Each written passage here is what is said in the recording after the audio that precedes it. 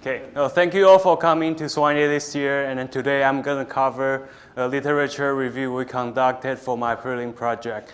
The effect of feed additive on growing and finishing pig growth performance and also on the carcass trait. So first of all, I'm going to thank National Pork Board for sponsoring this literature review. So improving growth finishing pigs growth and carcass trait has been an important factor for improving your pig production to be more competitive. And then there are several methods to improve it. One of the methods is to add feed additive in the diet. However, there are hundreds, thousands of feed additive on the market. Sometimes when you add those in your diet, you don't know whether it actually helps your productions or you just add those in the diet to make yourself or the vet feel better. So today, as a person who wants to be a technical service in the future, this provided me a good opportunity to learn about the feed additive and also provide a good summary of the feed additive for growing and finishing pigs to save you guys maybe a few thousand hours of digging through the hundreds of paper. So let's start it. So there's a lot of feed additive. We've selected 14 important feed additive that has been used more often in the growth finishing pig diets. So these 14 feed additive can be categorized into three main mechanism of action. The first one is providing antibacterial and immune-promoting functions such as acidifier, DFM, essential oil, copper, or zinc. And the next one is to improve the energy and lipid metabolism of these growing and finishing pigs, which can be provided by betaine, chromium, CLA, and carnitine. And then last mechanism of action is improve the nutrient digestibility of your pigs. So it's going to be under the enzyme category, which is carbohydrates, protease, phytase, or a combination of these different enzymes into a multi-enzyme feed additive product. And there may also be some potential positive effect on animal health from the enzymatic process, the end product, especially from the carbohydrates. So now we have all these 14 feed additives. Now how we process to the next step to the literature review. First of all, we need to find all the paper. So we select all the paper from the online database based on our keywords. So we end up with a few thousand of them, and then we cut them down with our inclusion and exclusion criteria.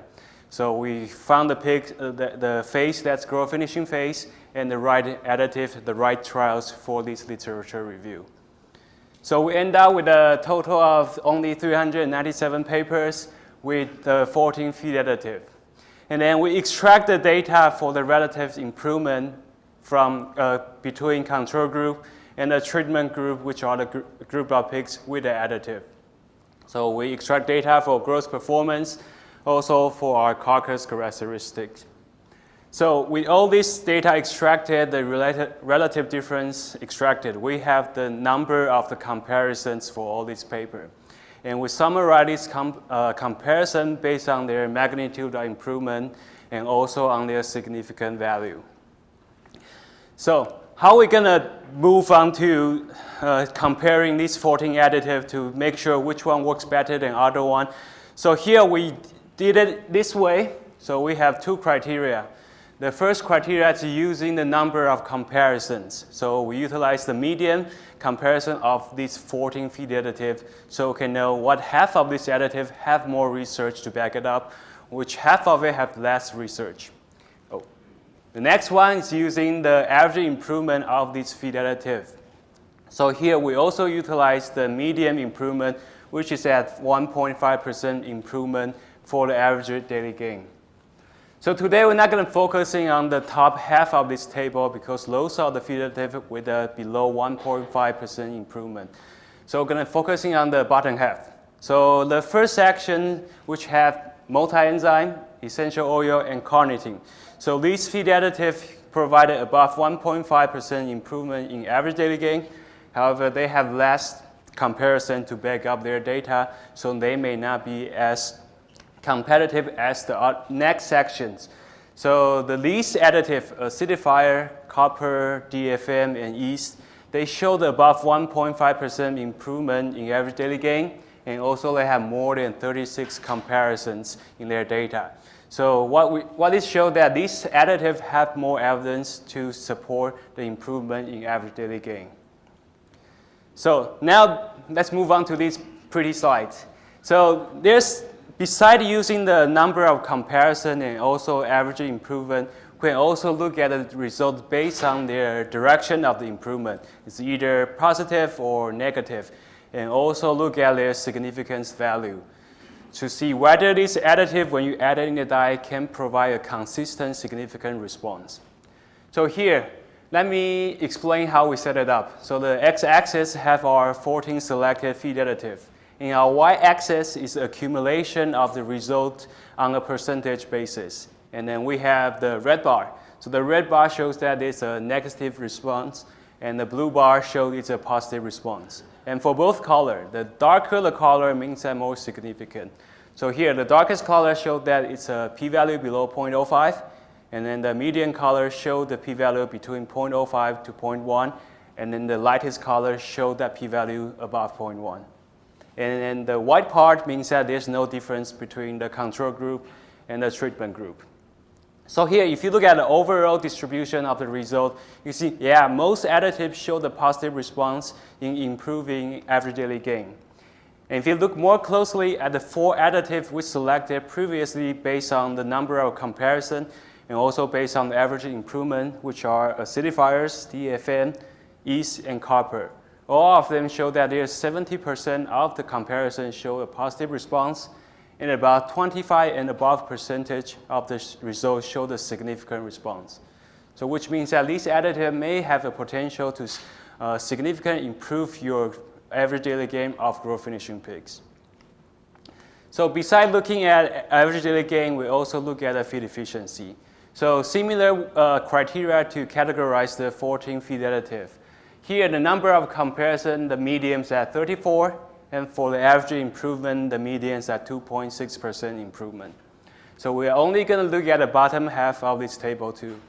So the first section, multi-enzyme, essential oil, and yeast, show the above 2.6% improvement in feed efficiency, but they have less than 34 comparison, which means that they may need more data to support their response. The next section, acidifier, betaine, CLA, and DFN, showed above 2.6% improvement in feed efficiency and also have more than 34 comparisons for their data. So these additives may be the most potential, have the most evidence in improving the feed efficiency of your growing and finishing pig. So if you look at the distribution of the result for feed efficiency, similar to the average daily gain one, most additives show that more than 50% of the comparison have a positive response. And if you look more closely at the 4 additives we selected previously, the acidifier, DFM, betaine, and CLA. So they all provide more than 50% of the comparison has a positive response.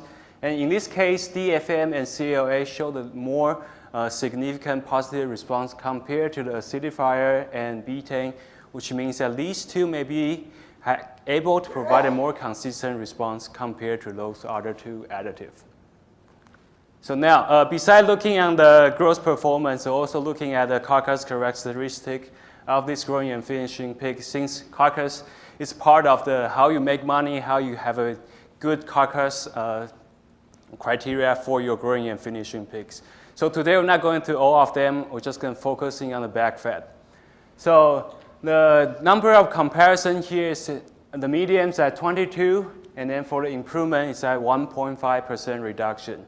So different than average daily gain and feed efficiency. Here we want the back fat to have a negative response, so here we had a reduction. So the lower the back fat, the better, just like your cholesterol level.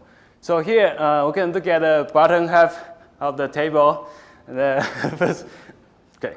first sections, DFM, essential oil, and yeast. So they have above 1.5% reduction in back fat. However, they have less comparison to support their response. The next section is betaine, chromium, CLA, and carnitine. They have above 1.5% improvement in back fat, and also they have more than 22 comparison to support their response. And a common theme for these 4 additives, if you remember what I said in the previous slide, their mechanism of action is to improve the energy and lipid metabolism. Therefore, these 4 additives may have the potential to repartition the energy from fat deposition and hopefully into your lean deposition to improve the carcass characteristic of your growing and finishing pig. So if you look at the distribution of a result for back fat, since it's a negative response, we need to look at the top half of the bars, which are the negative, the red bars. So here, a little bit different than the growth graphs. There's less significant response, which means that there may be a higher variability in your carcass data, which may, due to the carcass data collection method, they may only select a few pigs from the pens, causing high variability. So if you look at the 4 additives that have the most evidence based on the previous slides, betaine, chromium, carnitine, and CoA, they all can provide more than 50% of the result, decrease the back fat thickness. And for chromium, CoA, and carnitine, they provide a more significant response compared to betaine. So therefore, adding these 3 may have more chance to find a consistent result compared to betaine. Okay, so with those data, we can summarize this into a table here. So for average daily gain to improve the growth finishing pigs average daily gain, the additive have the most evidence are acidifier, copper, DFM, and yeast. And for feed efficiency are acidifier, betaine, CoA, and DFM. And to improve your back fat or carcass characteristic, betaine, chromium, CoA, and carnitine may have the most potential to improve them. There are also other feed additives that have the potential to improve these criteria. However, they have less data to support their results, and hopefully there's more research in the future on these additives. And the last thing is that publication bias and the location of the study need to be considered if you want to utilize this data, especially if you want to use them in a US environment or US-based diet, because some of the data are not studied in the US. And thank you all for listening. Hope you all learned something. All these results can be found in the National Pork Board report. And also, if the reviewer likes it, we may publish it someday. We got rejected. No. So.